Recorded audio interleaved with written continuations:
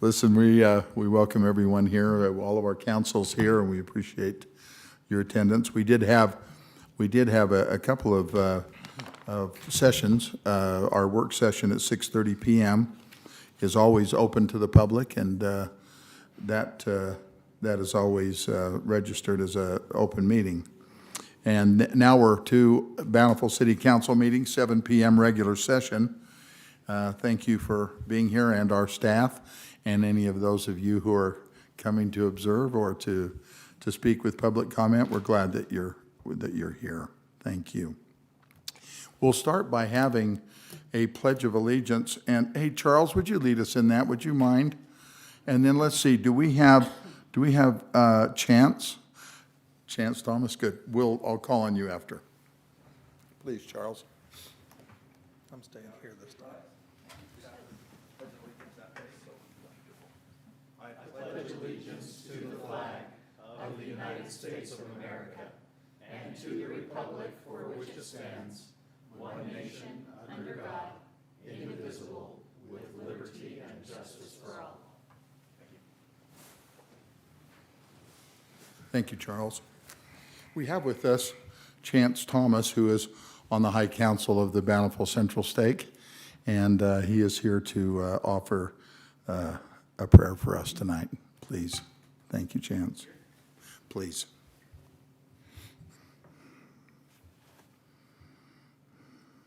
Our Father, who art in heaven,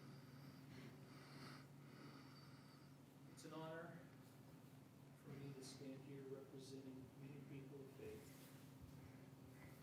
throughout our community. Father, our good governor, also a man of faith, has asked all of us to pray for rain. And this desert is going to continue to blossom like a rose. We're going to need some more rain this year. Join with other people of faith throughout the state and ask thee to please send rain to the mountains, to everywhere that feeds the reservoirs and lakes. We may have all the water we need for this summer and the coming year.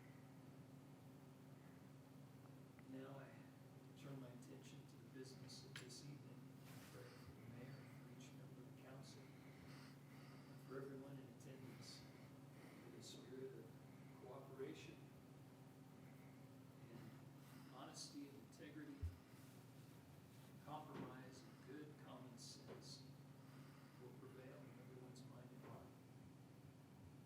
For the good of all the diverse citizenry of our community. And we join together now to offer this prayer unto thee in the name of thy beloved Son, Jesus Christ. Amen.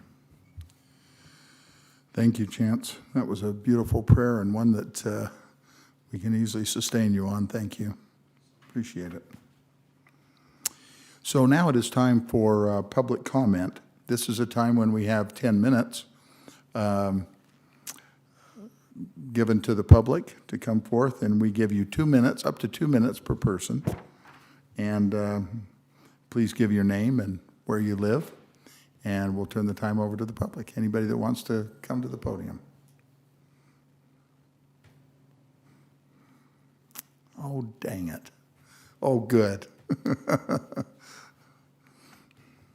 You spurred me on. Good. Claudia Lindeberg, 2057 Penman Lane. I just really have a question that I've wondered about for a long time. I want to know how much money we had to pay for that piece of cemetery that went up for sale, that you knew was up for sale. How much more did we have to pay for that? That's what I want to know. Thanks. That's something that I'll be happy to look please. that up right after the meeting and, Okay, and give it thank to you. you. Uh-huh. Okay, thank you very much. Anyone else? All right, with that, we will close the public comment period, and we'll consider approval of minutes of previous meetings held, the previous meeting held on May 25th, 2021. So I'll look for Any corrections or additions, or a motion? Motion to approve the minutes from May 25th? Thank you, Kate. Second? And second from Kendallin. All in favor? Aye. Any opposed? Thank you. And our minutes pass, and we'll look at council reports, and we'll start down there with you, Kate. I just want to report on another great trails project that took place last Saturday on National Trails Day. We had great turnout again, especially from our Woods Cross and Bountiful High mountain bike teams. And as I mentioned to several of you, a shout out to our Parks Director, Brock Hill, who again volunteered a lot of great time on his day off. We had rented a chipper to help with some of the branches, and the chipper was very temperamental and didn't love chipping our trees, and Brock manned the dirty, noisy chipper for hours and hours and hours Saturday. It was completely covered in chipper dust and other fluids that came from the chipper machine, and so I just wanted to shout out that he was a real trooper in working on that project with our residential volunteers. Thank you. No fingers lost or anything, Kate? No one lost fingers. We had ear protection and Well, eye protection. Yeah, excellent. Appreciate it. Chris? Mayor, we had a wonderful Memorial Day program honoring our veterans and those that have served. It was a wonderful success. Had a lot of comments, a lot of tears. A lot of families were touched, and we want to thank the city for giving us the opportunity to build this park honoring those men and women who have served. Thank you. That was a very impressive commemoration. And Kendallin? Thank you. Councilman Simonson, it was so nice to have somewhere to go on Memorial Day and have something to do that was meaningful. So thank you. It was great. I just appreciated that a lot. And just as a follow-up, I know last week we talked about the watering during the day in the Parks Department, some of the emails that we've received. So I just wanted to follow up. I know that it's a lot of land we own and we need to care for it appropriately. But do you have any update or anything about if we've looked at timers and such to make sure that we're watering appropriately? Yes, all of our timers are set to be done before 10 and not begin until after 6 p.m. However, I learned something new as a result of our experience on Sunday with the watering that was going on at Centennial Park. Part of which I knew and had forgotten, and part of which I didn't know. So we have residents that like to turn our water off. They like to go in the parks, and because they don't want to be bothered by sprinklers, they'll take the valve covers off and they'll screw down the valves, or they'll unplug the clocks, or and not all those things have locks on them. And when that happens, it frequently will mess up our clocks. Another thing that I knew but had forgotten, and it's a constant problem. It's also why you might see over a weekend something get dried out that we weren't planning on, because on a Saturday morning, a resident who doesn't want to be bothered in a park with sprinklers on will turn it off, and nothing gets watered until we get back on Monday. Another thing we didn't realize is we have some of our sister agencies who sometimes do work in our right-of-way, that at least one who has gotten into a habit of turning off our clocks and unplugging our clocks when they're doing work. That was the case. There was some irrigation work going on by one of our sister agencies up above Centennial Park, and without telling us, they turned off the clock and did their work and got into our boxes and turned off our stuff. And then when they turned it back on, it reset everything, which is why we had water going on for hours unbeknownst to us at that one park. So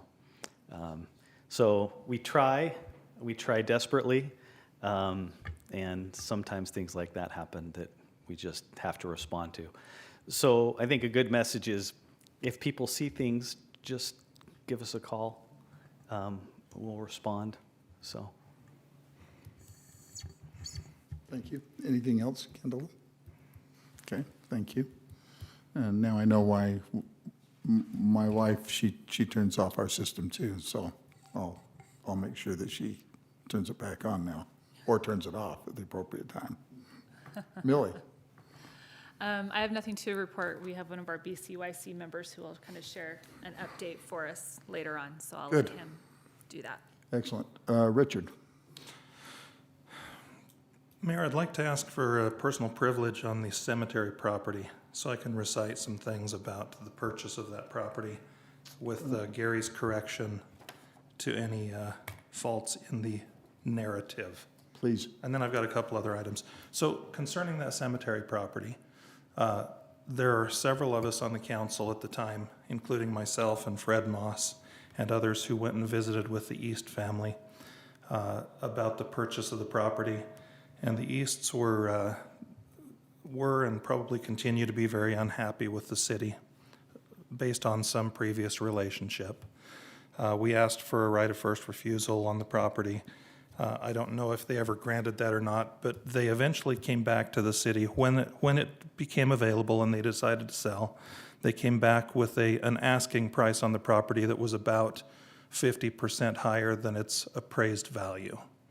And as a city council at the time, we thought that we didn't want to be held hostage by the over-appraised price, and we opted to not purchase it.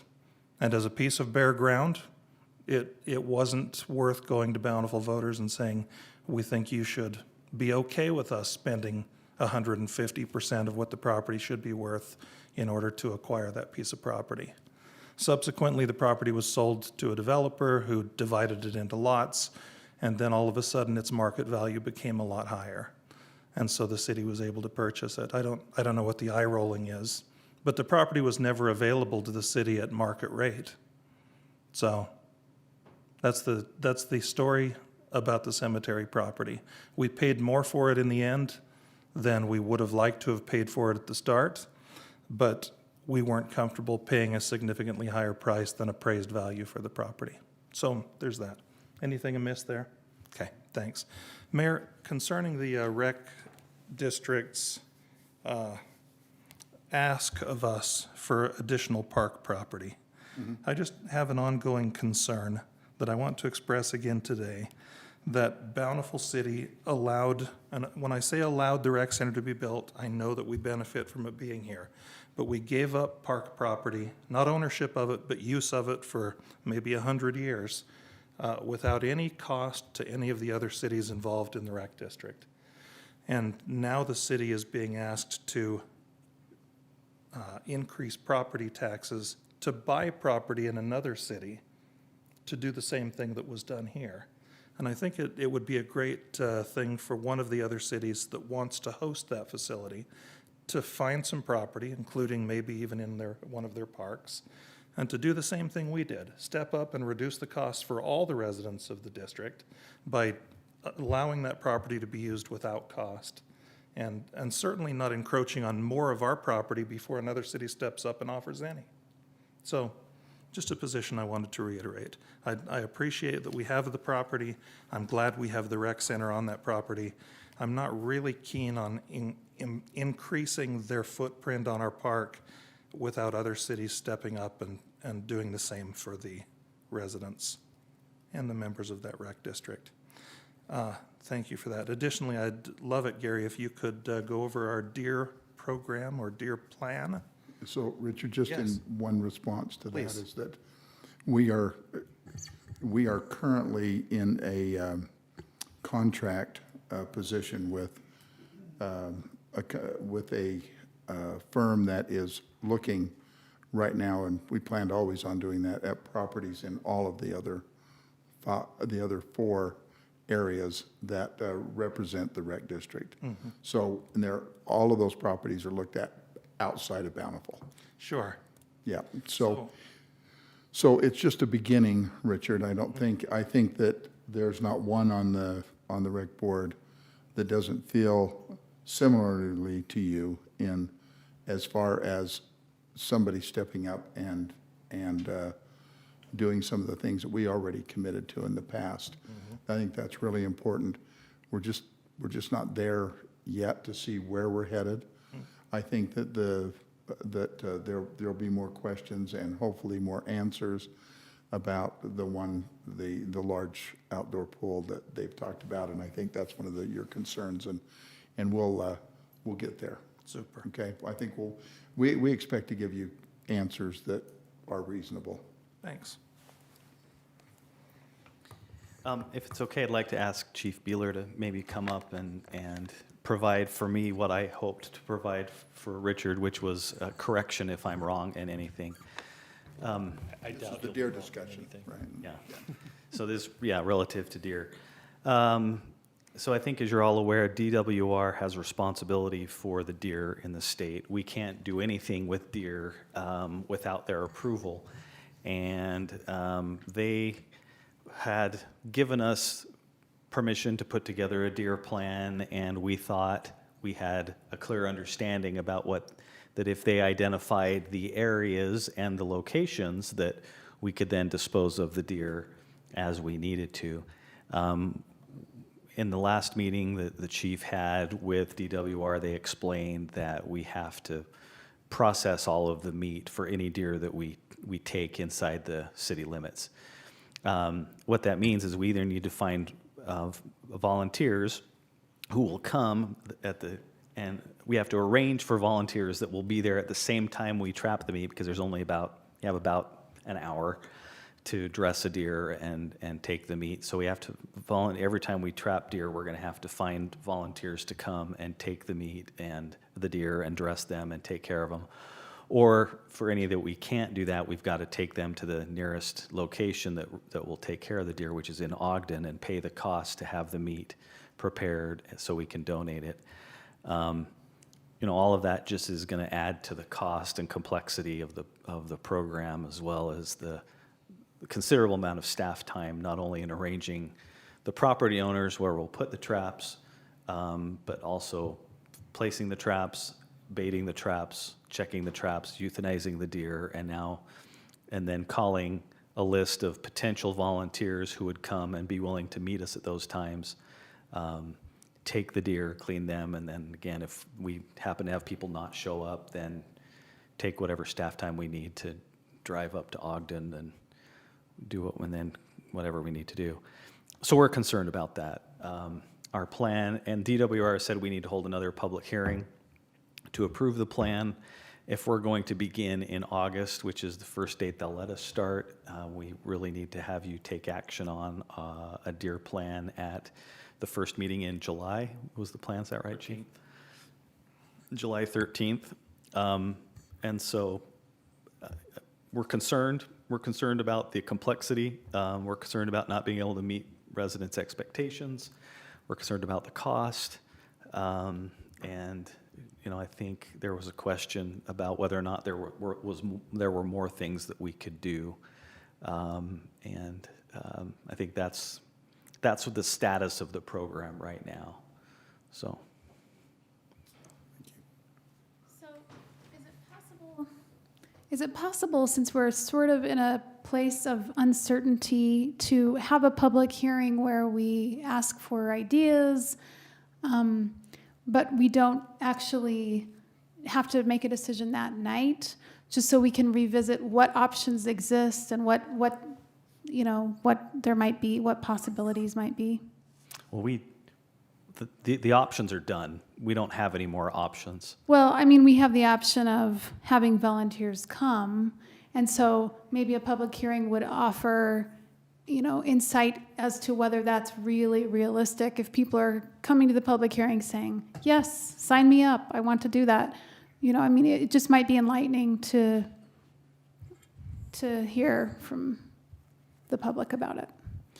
That is one way. I suspect what we're going to get at the next public hearing is what we've received at all the other public hearings, which is 50% of the people that are extremely angry that we're doing anything, and 50% of the people that are fed up with deer. I think if the plan is just to use volunteers, and I think there may be less confrontational ways to get people interested by advertising that on social media. We've already called all of the people who've signed up for deer and asked them if they're interested and would be willing to help. We've had 3 responses, of positive responses. So it's possible we can get a number of people to sign up. The challenge is volunteer work is always volunteer work, and it only works when it's convenient for the volunteer. And there's no guarantee that a volunteer on any given day that we need to trap deer is going to be available. But that would be my suggestion, not to do a public hearing to round up volunteers. I have a question for our city manager and for the chief. Would it be helpful to seek a meeting with Brian Steed, the executive director of the Department of Natural Resources, to ask if this is truly how he intends a division within his department to deal with cities and create this unnecessary burden, and to seek his intervention, and or to seek the support and intervention of our 3 state legislators that represent Bountiful. And if that would be helpful, how might we go about that? And that I would be happy to help volunteer on such an effort. Great idea. Why in the world are they wanting us to do their job and then want to make it difficult for us at the same time? Gary, how much follow-up do we need to have with the volunteers who take the deer for processing? Are we going to have to track the use of the meat, the efficient preparation of it to make sure that none of it's wasted in the preparation? What's their expectation of our careful tracking? Do I get to put my cynical hat on now? Please put as much cynical hat on as you've got. Well, I'm going to let the chief answer first, Okay. and I may not have to put my cynical hat on. I'll try not to be cynical then. Yeah, Let you be let good. you take that role. Good cop. Okay, all right. There we go. My understanding from my emails with the representative I've been working through with DWR is we do have to issue some sort of a permit through the city. So we are going to have some sort of a permitting process. Once the deer is taken, we give that permit to the person who takes the deer. They just have to keep that permit until all of the meat is consumed. That's it. So I don't think we have any follow-up that needs to be done, or reassurance that the meat is being used appropriately, or that sort of a. So this is a sincere question, Chief. Is there a chance that the DWR is going to show up at their house and say, we need to see the permit and see that you've used the deer? I would doubt it. Okay. But the idea of requiring the cities to now have a new permit, I mean, from the time I spent with the League of Cities and Towns Legislative Policy Committee this last session, cities are under attack for over-permitting, for making government too burdensome. And there was a bill, SB 204, to attack all types of permitting and licensing outside of building and construction permits, because of the view that cities were too heavy-handed in requiring things like, cemetery grave opening permits and permits to hold a marathon or do any of those types of activities. And so this is one I feel like we should push back on, this requirement for a permit. It feels unnecessary for the city to require something that we have no expectation that the state of Utah or the city of Bountiful will show up to inspect. I think it would be wonderful if the deer meat could be put to a beneficial use. But I don't know that we're willing to accept that high burden at the same time that this population continues to grow. And I don't particularly care whether someone turns it into deer steaks or deer jerky, or decides to do taxidermy with it.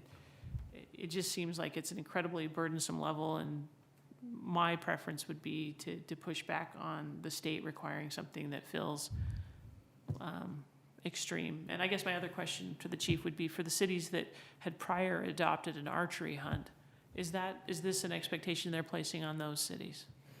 So I drafted our plan based upon North Salt Lake and Centerville. I didn't want to reinvent anything that didn't need to be reinvented. So a lot of our stuff comes from them. They do have different programs. North Salt Lake, they were giving permits to people to actually come in and hunt the deer. That's not our program. We're going to have law enforcement do it with some streets and parks help and that sort of stuff so that it's maintained and kept safe. So I don't know. I don't know why they are making them have permits in those other cities, but I don't know. There's a lot of differences. Is it a permit to hunt versus a permit to harvest the deer and process the meat?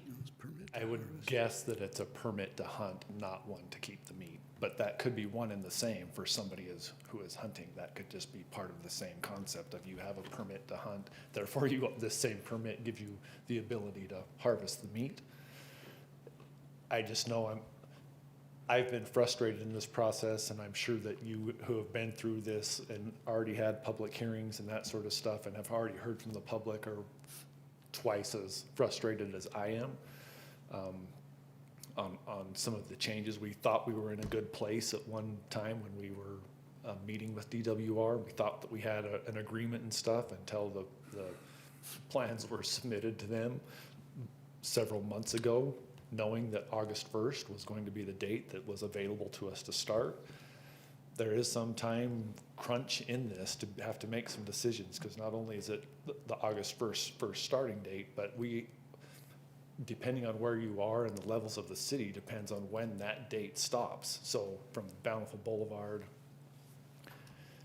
I'm going to say to Davis, if I remember right. I don't know if either of you guys think that's remember right. that. So from Bountiful Boulevard to Davis, it's August 1st to, let's say, September 1st. That's not an accurate date. I'm just giving you an idea. Then that period of time is done. Now you have to move. Now you can only hunt or do the euthanization from Davis Boulevard west for another period of time, where that now stops from Davis to Orchard.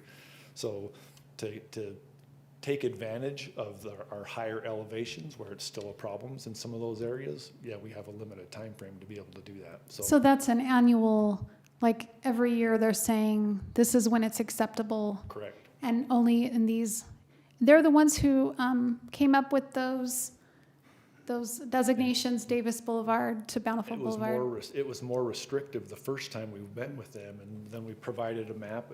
Lloyd with engineering provided a map with where we know some people who are calling in with deer problems that were above Davis. So we said, look, we've got problems in these areas as well, and whether they came out and looked at those areas or not, I'm not sure, but they then came back and said, okay, we'll change the dates from here to here.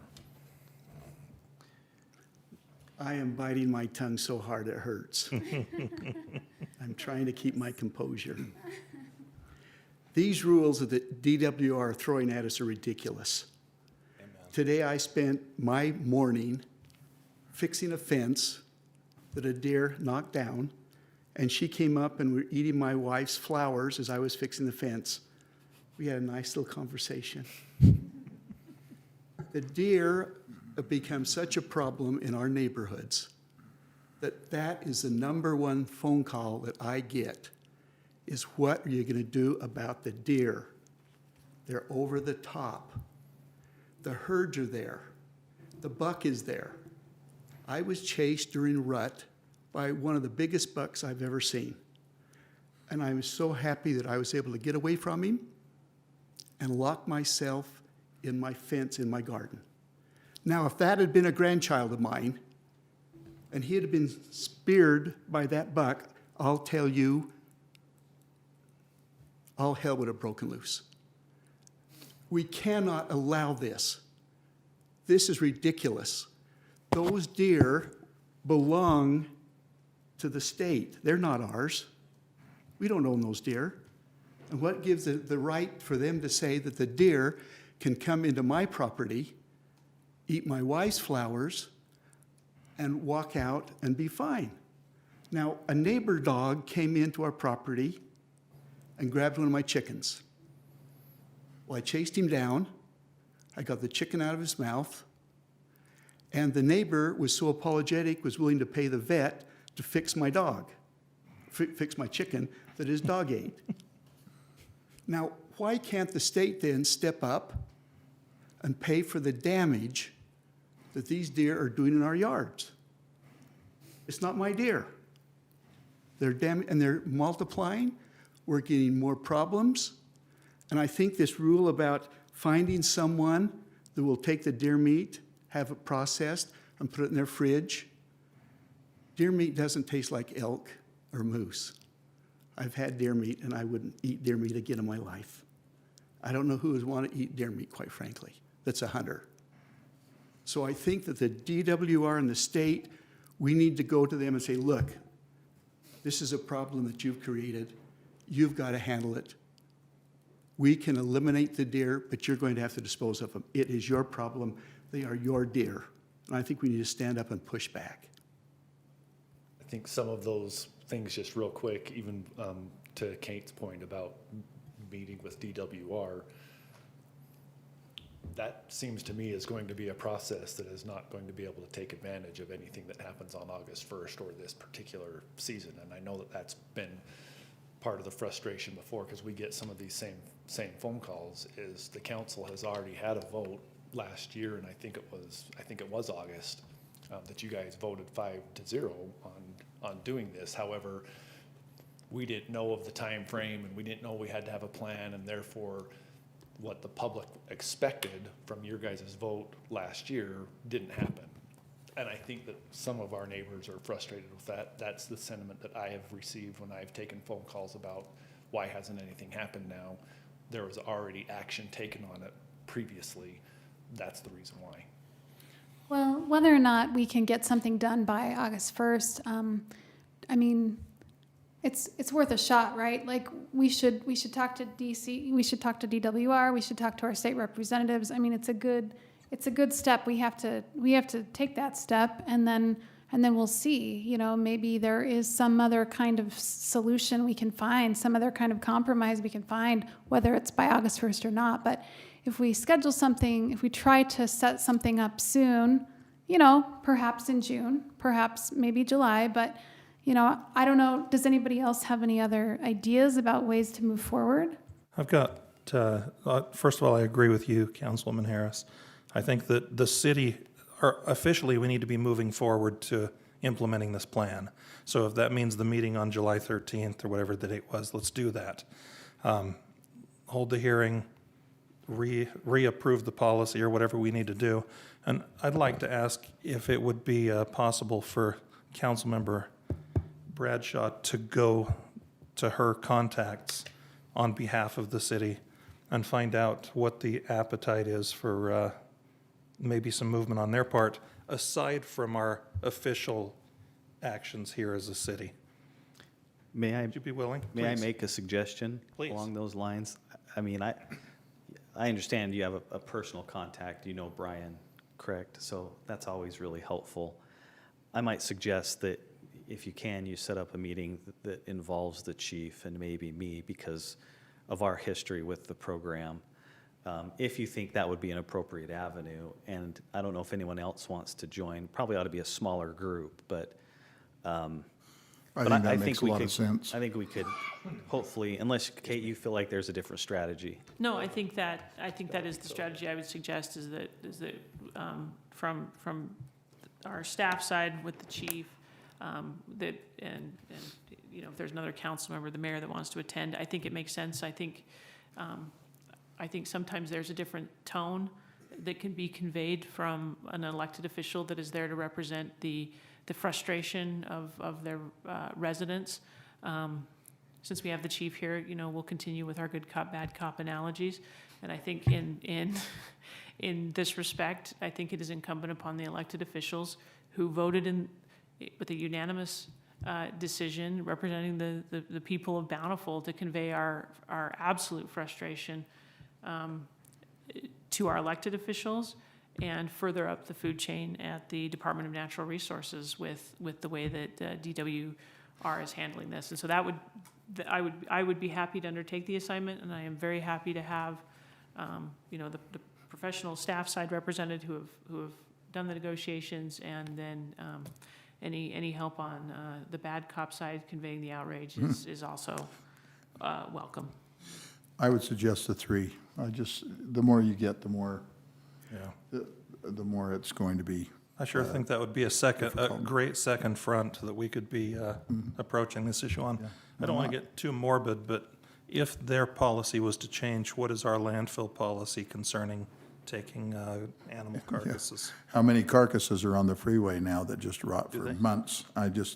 Sorry, that's just a little. That's another thing. a Why don't they comment. pick the deer up Hey, anymore? no, They just sit on the side of the road and they It rot. used to be that they used to be picked up, and now they're not at all, so I don't know about the worry about the, Heavens. The volunteers didn't show up to take. the volunteers didn't show up again. Well, in Alaska, they show up. Exactly.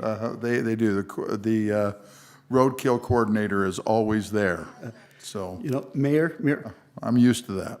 I'd like to see that meeting happen in my backyard. Yep, there needs to be a Let 'em see- let 'em see roadkill rather- coordinator. Rather than sitting in an office, let them see what damage is being done in yards. Yeah. Have them come yeah. out and see it and sit there. Well, anyway, Okay. that's good. Thank you. Thanks, Chief. I think we're all okay? Okay, thank you. Next item, or is there anything else, Richard? Do you have anything else, Richard? Nothing. Sorry, I was just No, thanks side for that. conversation. Thanks for that, I though. apologize. BCYC? Yeah. This is Zach Gardner. Hi, Zach. Hey. So last week we had our BCYC induction ceremony where we welcomed all of our incoming members for the year and said farewell to our outgoing members. And then we, I don't know what you would call it, but we put in the new leadership for this year. And next week we're going to have some volunteers help out at the Chalk Art Festival. And so that's it. Yeah, I think it starts this weekend. Doesn't it start really tomorrow night and through, I think they do it officially through Saturday, but they keep them there through Sunday. Let me ask you a question. This is pretty interesting that you came and we were talking about deer. What do you think about the deer? I don't know. I like them because I don't have to deal with any of the problems of them because they come through my backyard and then they'll go across the street up to the mountain, but I don't have to deal with them coming and pooping in our yard or sitting there or anything, so it's not that big of a problem for me, but I get that it's a big problem for a lot of people. Thank you. Hey, Zach, Mayor, do you mind if I just ask you a quick question? please. Zach, are you, what grade are you going into?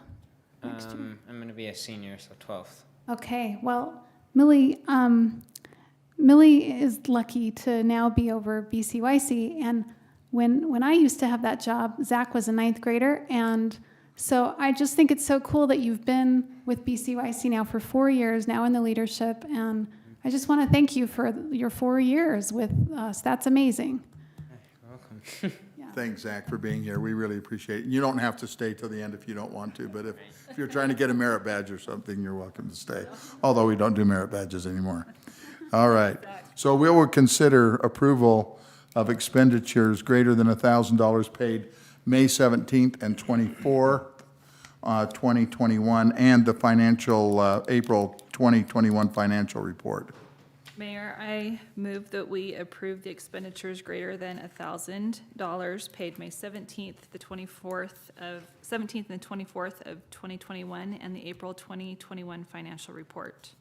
Do we have a second? I'll be happy to second that and apologize for my earlier rant on deer. Yeah, we would miss you. We'd think there was something wrong if we didn't get one once in a while, Richard. Okay, so we have a second. Any further discussion? All in favor? Aye. Any opposed? That also passes. So now we will look at the resolution of dissolution. And we'll turn some time back over to Clint. Thank you, I Mayor. think this was like an hour presentation, if I Yeah. remember. Yeah. Thanks, Clint. So the NBA board met for what is assumed to be the final time earlier this evening and recommended approval of the resolution 2021-11, which effectively dissolves the Bountiful City Municipal Building Authority. And the purposes for that were described in that meeting, but for the benefit of those that might be online and for those that are here in the public, I'm going to turn some time over to our city manager to just give a brief historical background on that. Thank you. The MBA was created as a financing mechanism for the construction of the public safety and district court building. It was the only method really available to cities at the time statutorily from the state to be able to, without going through a general obligation bond, to finance for construction of buildings like that.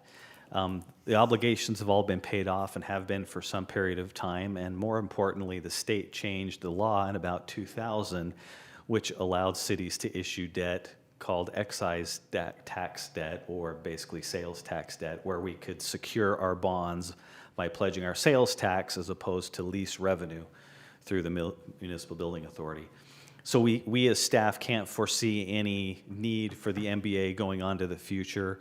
For a number of years, it's simply been something we've had to account for, and we don't feel like it's necessary anymore.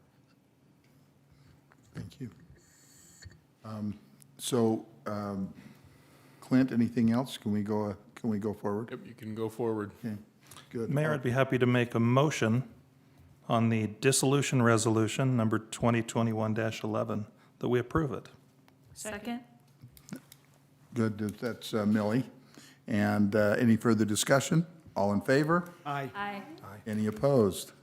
Thank you, that passes. Now look for a motion to adjourn. So moved. Okay, we've got first and second and third, fourth and fifth here. So all in favor? Aye. Aye. Any opposed? Thank you.